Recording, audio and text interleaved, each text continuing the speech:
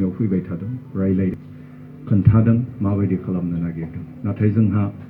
आं बुंदों जे नोंथांमोना आंखौ लाइफार होबाय आं दिनै जेलाव दं आंहा मा बुंनांगौ दं बेनिखायनो जायफ्रा बाहेरायाव दं जायफोरखौ जोंनि नेशनेल डेम'क्रेटिक फ्रन्ट अफ बर'लेण्डनि जेनेरेल एसेम्ब्लिया थान्दै महरै सायख'ना हरदों साबा बिथांमोनजों जेसे हायो रायलायबानो जाबाय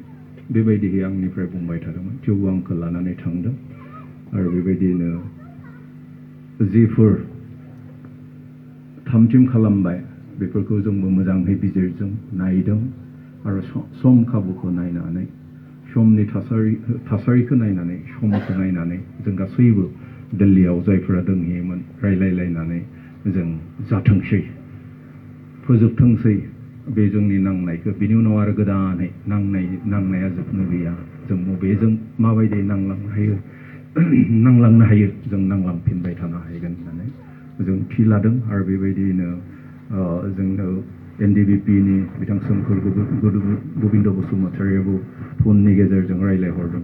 मारै जागोन बोरै जागोन मा खालामनाया मोजां प्रमद बर' एबसुनि प्रेसिडेन्ट बिथाङाबो रायलायहरदों धीरेन बर' बिथाङाबो रायलायहरदों बे जों गासैबो फननि गेजेरजों जों रायलायलायनो मोनाबाबो दिल्लीयाव जियानो जाथोंसै मोजां गाज्रिखौ जों सानना लाब्लानो मा मोनदों मा मोनाखै बेखौ सानना लाब्लानो जों एकर्डखौ खालामनानै जि मोनदों बेफोरखौनो मोजां मावलांनानै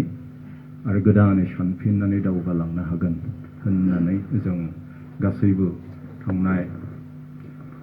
27 जानुवारियाव इन्डियान प्राइम मिनिस्टार नरेन्द्र मदिनि आशीर्बादाव बा बोराव आरो इन्डियाननि नखर बिफाननि मन्थ्रिनि प्रेजेन्सआव NDFB मोनब्रैबो एबसु आरो लोगोसेनो UBPO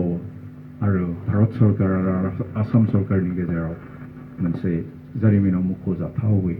बर'नि गेजेराव थामथि गोरोबथाया जालाङो बेखायनो आं दिनै बेखिनि समाव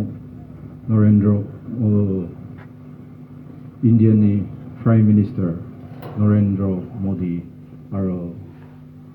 इन्डियानि हम मिनिस्टार अमित शाह आरो लोगोसेनो आसामनि चिफ मिनिस्टार सर्बानन्द सन'वाल आरो फाइनान्स मिनिस्टार बिथां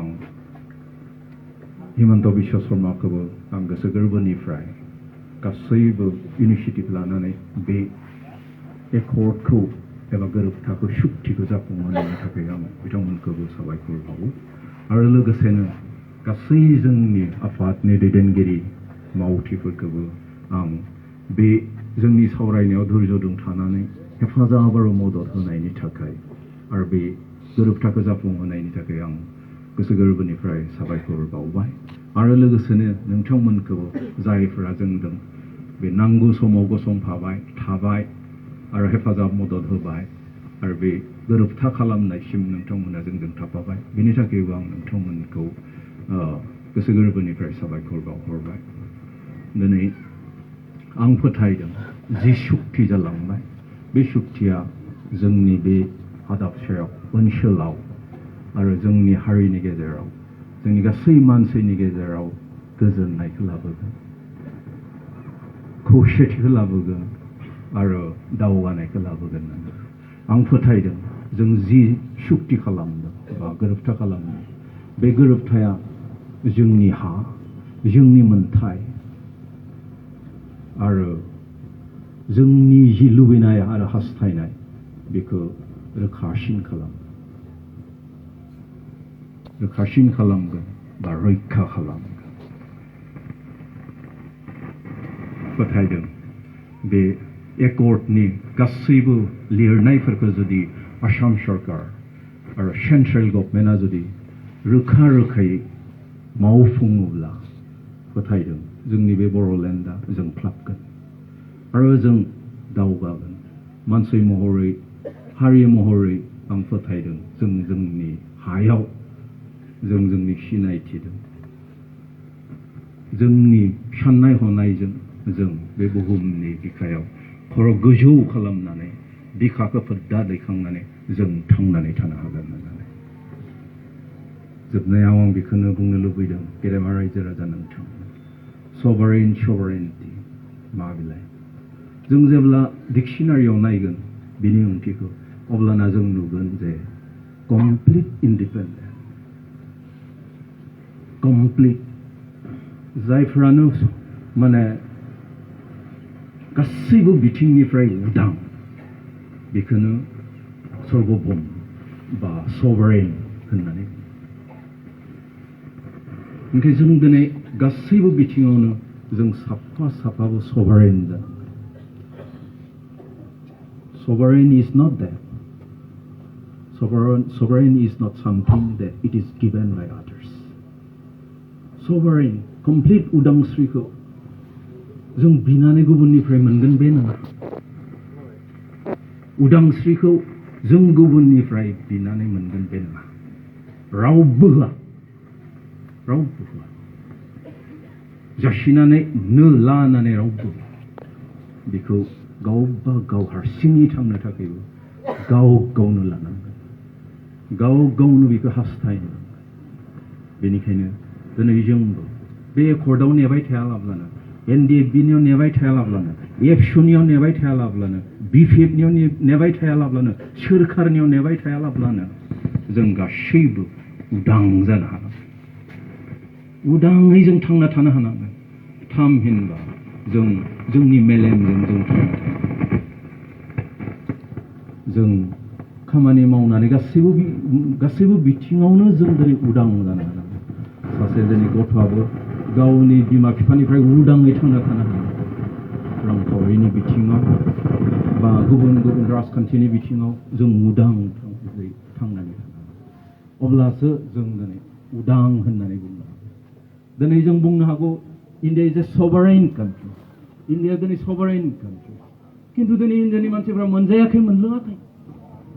इन्डियायावनो बयनिस्राय बारा गथ'फोर दङ दिनै मोनजायैनि हामख्रम हुमख्रम बेगें नुजोबनाय पृथिबिनि गेजेराव लाख लाखनि नङा कौटि गथ'फोरा दिनै मोनजाया माल निउट्रिसन बिगेस्ट इन दा वर्ल्ड सर्वभौम जानानै मा जायो जुदि बिसोर गथ'फोरा जुदि उदां थांना थानो हानायनि खुनु राहायानो गैया मोनजानायानो जुदि मोनजानो हाया दिनै जोंनि खेत्रआव जों बेनिखायनो दिनै आंनियाव आसा खालामालाब्लानो NDFBनियाव आसा खालामालाब्लानो बा गुबुन आफादनियावबो सरकारनियाव आसा खालामालाब्लानो जोंबो साफा बर'यै माबायदि सभारेन जानो हागोन स्वाधीन जानो हागोन उदां जानो हागोन थांनानै थानो हागोन जों बेखौ नाजागोन आरो जों जुदि साफ्रोमबो बर'आनो जुदि उदांब्ला थांनानै थानो हायोबा जोंनि मेलेमजों जोंनि मावनायजों जोंनि दांनायजों अब्लाना बे बुहुमाव जों दिनै जेरैखि जाया उदाङै थांना थानो आरो जोंनो होनांगोन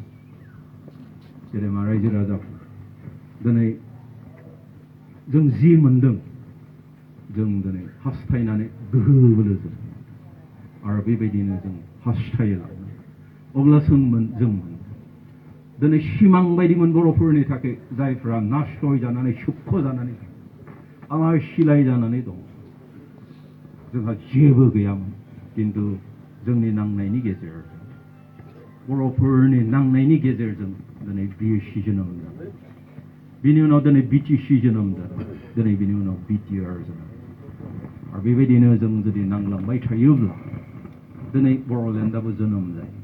जों दिनै सिलायदों नङाब्लाबो जोंहा कनस्टिटिउसनेलिबो राइट बिनो रुजुखावनो लानो मोननो थाखाय दिनै अरुणाचलफोरनो जुदि ओरैनो होदोंब्ला सासेबो थैयालाब्लानो होदोंब्ला गैयालाब्लानो जुदि अरुणाचलखौ होदोंब्ला दिनै बर'लेण्डखौ होनो हायै मा दं मानो होनो हाया दिनै 4 लाख 5 लाख नागाफोरनो जुदि स्टेट होनो हादोंब्ला 4 लाख 5 लाख दिनै खासिफोरनो होनो हादोंबा दिनै गार'फोरनो होनो हादोंबा दिनै बर'फोरा 4,000 5,000 थैनानै मोनगोन जोंबो नांलांबाय थायोब्लानो जों दिनै मोनगोन आरो बे नांलांनाया माब्लाबाबो जोबनो दिनै जों नाङै 60 बोसोर जाबोबाय 60 बोसोर जाबोबाय आरो सासे मानसिखौ नोंथांमोना जेसां आसा खालामब्ला आं लुबैबाबो आं थांनानै थाबाय थानो गतिके दिनै जायफोरा उथिबोदों दिनै जायफोरा इयुननि जोलै बिसोरनो दिनै आरो नांगौ जोंनि दिनै गोदान मुगानि जि नांनायनि जारिमिन बेखौ नायोबा जों नुनो मोनगोन बे ब्रिटिशनि समाव माबायदियै जोंनि सिनायथिनि थाखाय जोंनि मानसिनि थाखाय कालिचरण गुरुमोना नाजानायदों बिनि उनाव जों नुदों जे अल आसाम ट्राइबेल लिग खुलिनानै दिनैहाय जोंनि रुपनाथ ब्रह्ममोना भीमबर देउरि बिनि उनाव बिथांमोना थैखांजोबनानै आरो बिटिसि दानानै दिनै माबायदि उदयआव जोंनि समर ब्रह्म बिथांमोना चरन नार्जारिमोना बिनय एमएलए बिथांमोना माबायदि गोहो बोलो जों दिनै नाजादों बेफोरखौ नायोब्ला जों दिनै fourth generation of our struggle of our existence जों दिनै फोर्थ जेनेरेशन गतिके जों थैलांब्लाबो जोंनि फिफ्थ जेनेरेशना नांबावनांगोन जों जेबो मोनाखै फिफ्थ जेनेरेशना थैलांजोबोबा नाङै आरो बिबावनांगोन सिक्स जेनेरेशन ओंखायनो नांनाया दिनै जोबनो गैया गासैबो बुहुमनि जारिमिनखौ जों नायोब्ला जों बे नांनायनि गेजेरजों जि नांगौ मानसिया दिनै मोनो नांनायाव जोबनो गैया बेनिखायनो जोब्बाय होननानै बे एकर्डनि गेजेरजों नोंथांमोना जोंनि मावथिफ्रा माब्लाबाबो जोब्बाय होननानै मिनि खुसि जानो आरोबाव गोदान जों जिखौ मोनाखै बेखौ लानो थाखाय मोननो थाखाय जों दिनै नांबावनांगोन दिनै जों गोहो बोलोजों नांनानै मोनिखौबो जों दिनै बेयाव दिनै गोबाङा हेंथा जानानै आं सानो परेश बरुवाया दाखालि बुंहरनायानो थिग बर'সকলে যি পাইছে বলৰ কাৰণে পাইছে বড়োসকলে যি অধিকাৰ পাইছে এইটো মানে বড়োসকলৰ শক্তি আৰু বলৰ কাৰণে जोंनि शक्तिनि थाखाय जोंनि खौसेथिनि थाखाय नोंथांमोना जिबायदि दुखु खस्थ' लादों जिबायदि नोंथांमोना हेफाजाब मदद होदों बेनि थाखायनो जों दिनै आरो